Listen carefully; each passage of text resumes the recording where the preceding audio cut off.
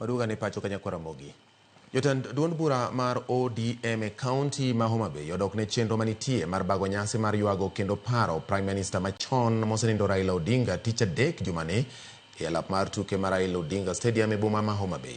Gikwado ripode ma wacho ni nyasi no bagi gi tend kaonti ma Homabay kaler mar wach to nyocha ochiw gi tend ODM kokalo kuom jagoro maduong' Edwin Sifuna manyocha olando ni kuku mar duond bura no ong'ado mar bago romo ma kamago e kaonti ma Homabay, Migori kod Kilifi.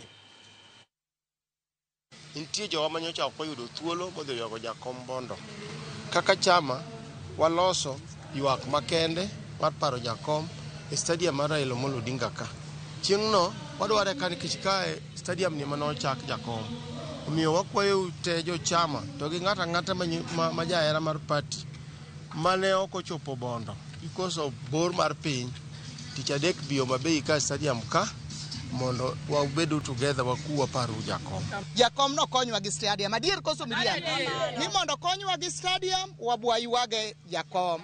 Pod wan gi kuyo.